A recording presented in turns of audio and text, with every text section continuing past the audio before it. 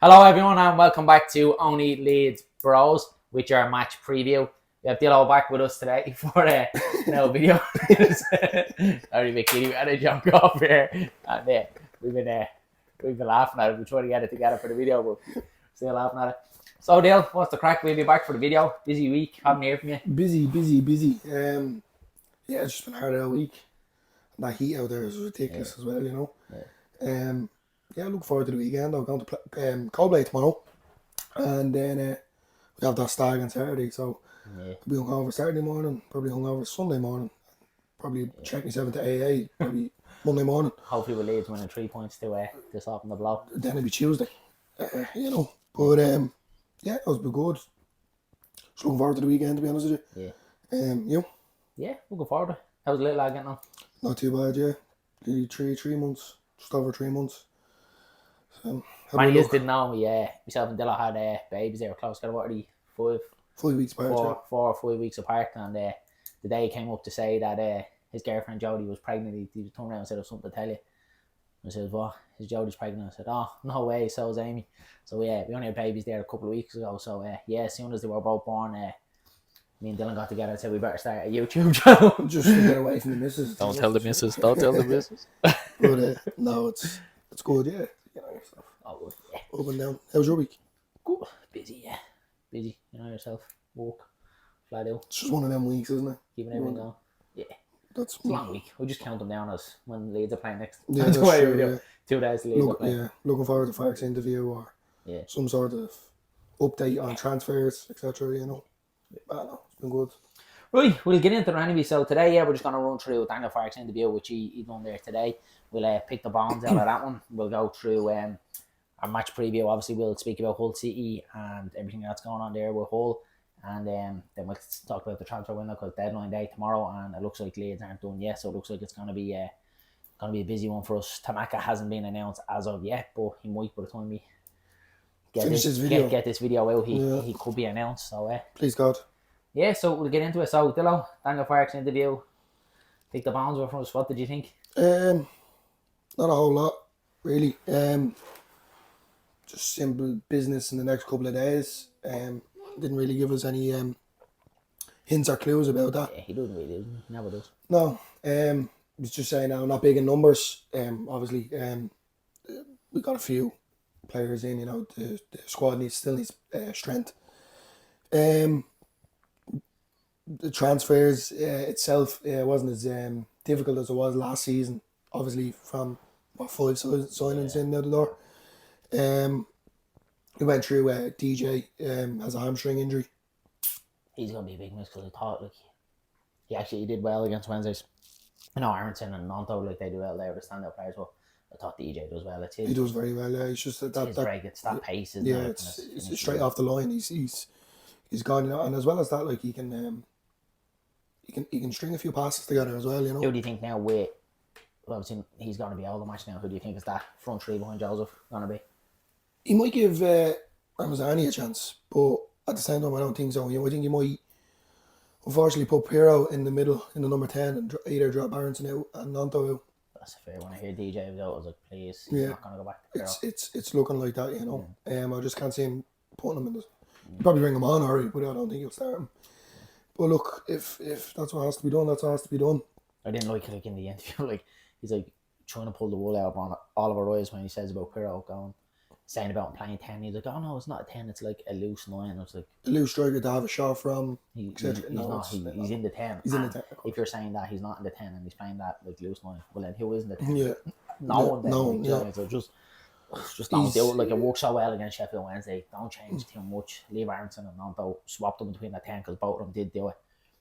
And Troy Ramazani. Do you know what I mean? Why not? Give the lad a chance. He's at home. 3 o'clock kickoff against Hull City on a Saturday. Crowd are going to be hopping. Let him give him a chance. You know what I mean? Give him a chance. If it's a thing where he only lasts a half, or you take him off, whip him off after 60 minutes, and then put Pirro on, go with that. But I can't just have Pirro on the 10. And it's nothing against Pirro. I do like Pirro as a player. It's just the system that he wants to play. Pirro just doesn't fit in that. He just doesn't. He has to be a 2 up top, and he's not with Joseph. So it's just a natural goal scorer. Simple as, you know. He's not a build-up play. He's the one to do the finish. Yeah. He's not the one to actually build up the play. He just doesn't do it. Down to the whole, you just said we need to be focused and every point counts. But with the momentum from the Wednesday game, if we can bring that into the whole game, as you said, it's a Saturday, 3 o'clock kickoff. We could hit the ground running straight away. If the starting lineup is the right call, But Hull are gonna be Hull are gonna try and pick up points as well, especially because it's a derby. But I do. My main concern is leaving Aronson in at number 10. He did say in the interview that he, just because he played one game and he done well, that's not his natural position, and we get that. But he has played it in for other clubs. Well, we always have to see what happens, because obviously more news can come out tonight, and then again tomorrow for the deadline day. If it is a thing that we do go get a Hamer or a Ron Saloy, you know what I mean? It could look totally different. It could start with Aronson the 10, but if we do get a Hamer in, he's fit, he's ready to go. Yeah, look, he doesn't know the system, he hasn't played with teammates, but he's fit. He's been playing games for Sheffield United, so he will be able to come in. So we just obviously have to see how that one develops. That's just really starting to wind up Chris Wilder now at this stage, isn't it? It's great. I love it. It's great. What do you think we should just keep going back in, even after when the deadline day closes? Now we should just email them next day. 20 million for Chris Hamer. Just wind them up. But I think today there was obviously what came out about Pirro, and we get the transfers again towards the end of it, but just jumping in about Pirro and Sheffield United, when they obviously released from their end of it saying that Pirro was in a deal plus cash for Hamer, and then Leeds, all the journalists came out and denied it, but that was definitely a bit of throwback from them, because definitely, 100%. definitely trying to unsettle the camp, because if you're Pirro and this news going on about you that you've been offered to another club, and you're like, what? What's going on here? No one told me about this. So I'd say it was just a little curveball thrown in by them, just trying to fire shots back. But I'd say through the season with Sheffield United, I say I'll get used to it as it goes on. Definitely. And it's not going to be easy games either. Home or away. Because they have a good squad. They've lost a couple of players, but they still have a good squad. That's so really so. So I'd say it'd be two of us. They're one matches that I'm definitely looking forward to, especially at home. Yeah. You also said about a bit of height that is needed. Definitely. Missing Georgie in that middle of the park, Harris is he's a tiny little fella, just running around the pitch, but a great player as well. The height as well, you just don't have that from corners either. It's just like when we get a corner, you might just hitting it. Just pass by to their keeper, just give it back to them, unless they're going to try and play a short or move or do something like that. Just lumping a ball in the box, Strike is really the only, Rodon's good at headering, but he's good at headering clearing. He's not good at actually headering and attacking the ball. From set pieces. Yeah. The only one there is Strike, and then if teams know that, well, they'll just double up on him. You know what I mean? So it's going to be scrappy goals aside from corners this year, if I'm being honest with you. If we get any at all. Yeah. Ramazani needs time as well. He was saying different culture of football, obviously playing in Spain. He also said about him playing against the likes of Real Madrid or Barcelona. Yeah.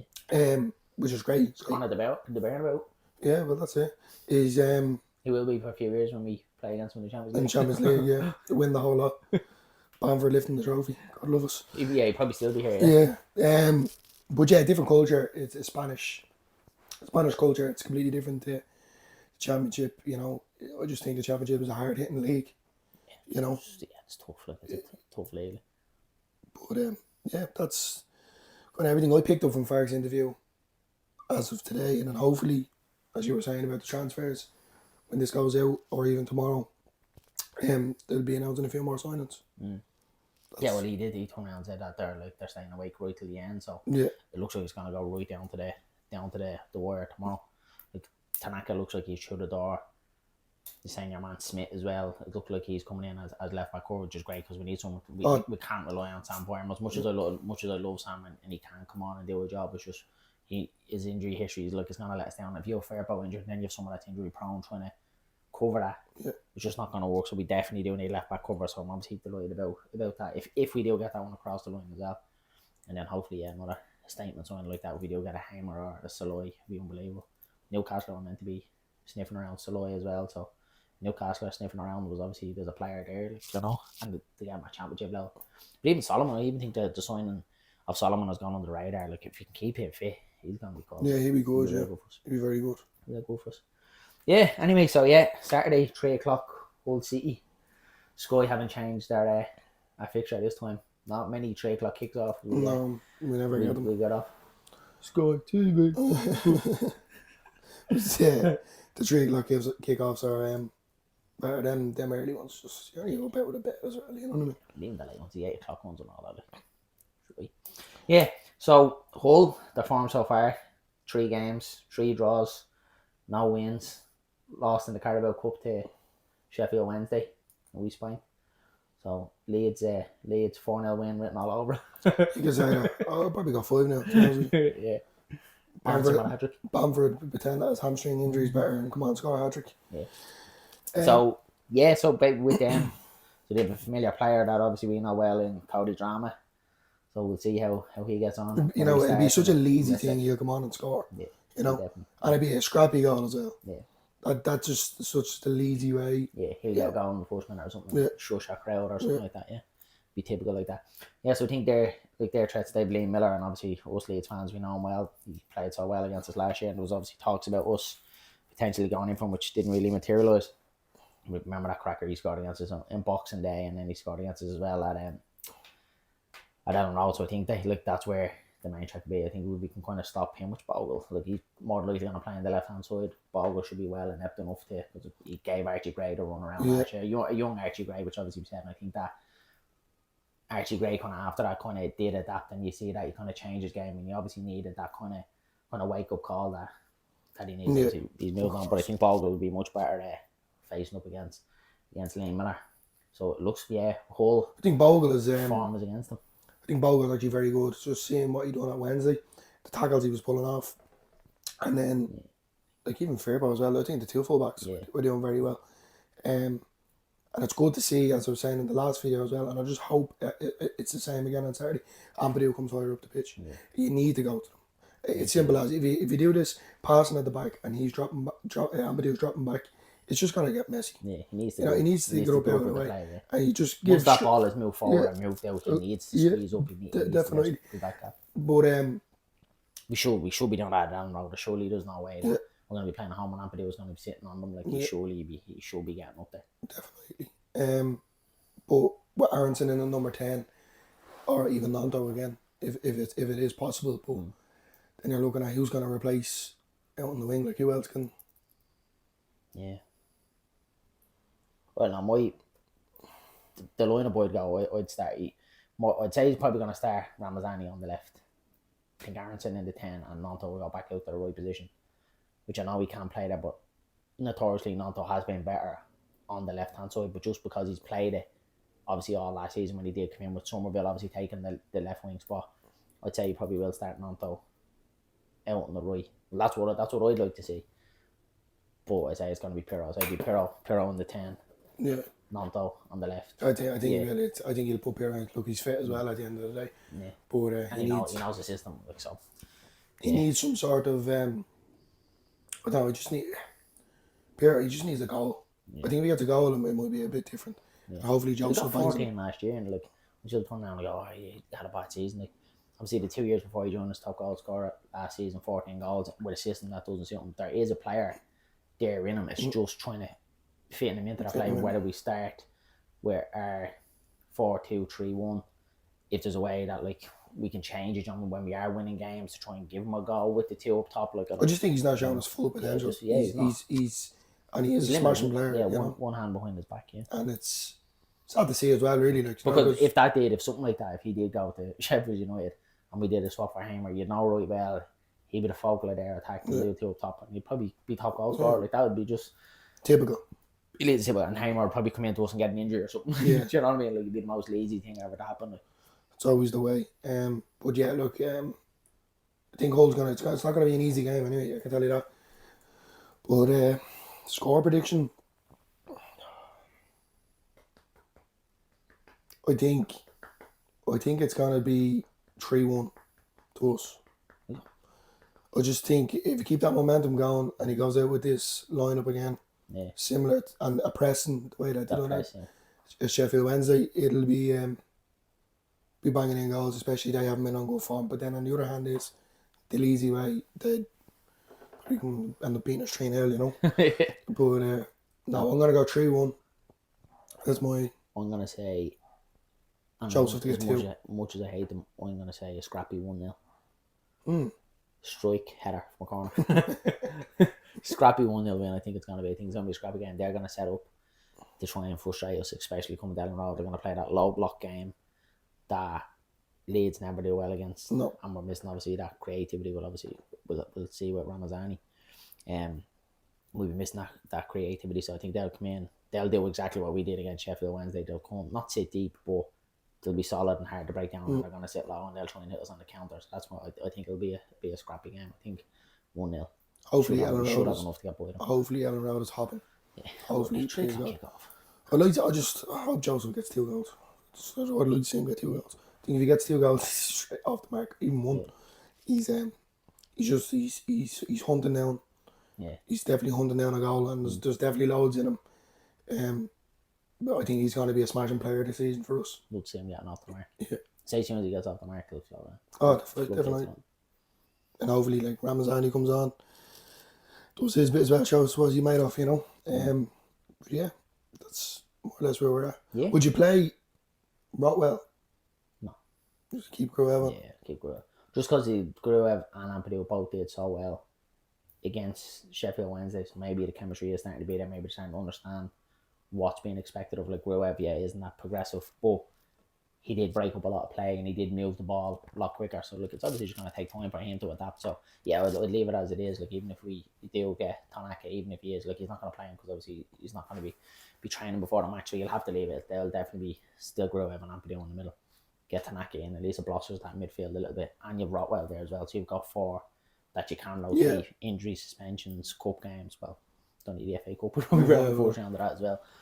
So yeah, we'll definitely with enough squad rotation there. Yeah, that's it. Yeah, guys. So yeah, that's it from us.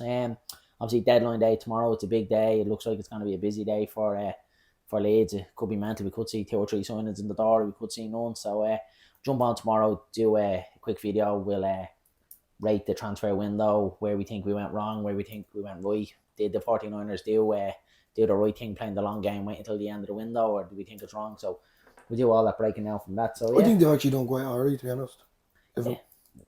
Like there's still stuff that needs to be done. Yeah, stuff that needs. And hopefully, if they fulfil the promises that they've told us. Yeah, I just think that we've given them so much pressure because of how many times that we've been screwed over before. But look, just give them time. You know, this time last week, I would have said get out. But now I'm kind of starting to, there's light at the end of the tunnel. It's just getting their whole management of the club, like what way they work. It's obviously unique if this is the game and they're going to be playing this long term, and it's the same again next summer where they're playing this long game again. Well, then at least we know, right, the last 2 or 3 weeks of the transfer window is our time to, do you know what I mean, where we're going to make signings instead of like what we've been used to, is like signings coming in here and there, or you get one, you think 2 or 3 is going to roll after that, but like the working silence, like they're like under Rajazani or like there was leaks all over the place. You knew exactly the player was coming in 2 weeks before you even signed, which is where with the 49ers is like 24 hours beforehand it's leaked, and then all of a sudden he signed. Like, and anything that is kind of leaked from the club or the Leeds journalists kind of seem to get their hands on, there's always a credible source behind it, whether it's been a leak or a bid or they're interested in them or they've spoke to the player. So the working silence were supposed to go to beats Rajazani being on Twitter mounting off saying that the players in another country about to get a private jet to come over and join us, and then it falls through or failed his medical or doesn't get on the plane, like, do you know what I mean, all this sort of stuff. So yeah, it's where do you think we stand when it comes to the redevelopment of Ellen Road? Yeah, well, they're saying now that they're doing all the details in the background. I'm saying next year when it shovels in the ground, it needs it. It's not like it does, definitely. Big time. As much as I love it, like I was in the West Stand for the Norwich game, and I loved it because it was proper old school. I walked into the West Stand, it was like travelling back to the 70s, like. But I loved it, and obviously, like, some people don't, but like I did, so I'd be sad to kind of lose that. It's more the capacity I want. Yeah, just you know, we know what it's like trying to get tickets. Like it's crazy. No, it's madness. Like, it's absolutely crazy. Like we book our flights and all in the hope that like just flights that we've lost out on when we haven't got flights, and we've had flights and we haven't got tickets, but we'll still be always like we'll travel over anyway. There's times remember we booked flights and then we hadn't got tickets. We end up having to go on Champions Travel and paying fortune to try and get tickets. What you do for it? For a club you love. For a club, yeah. Yeah, that's basically where we're at. Hopefully we get a win now against Hull Saturday. So you're going by 1-0. I'm going with 3-1. You're saying strike, corner. I'm saying Joseph 2. I'm going to say Ramazani to score. Yeah, but nice. on his debut. Be nice. Right, guys, yeah, that's it from us. To say we'll do a little video tomorrow, finishing off the transfer window and rating it and see how Leeds done. And yeah, that's it from us. Keep liking, commenting, and subscribing on the channel, guys. You're really helping us out. All the messages both have received is daily, and look at what we're loving doing this. So obviously, we're talking about something that we love in Leeds United, and we'll keep it going. So thanks very much, Leeds.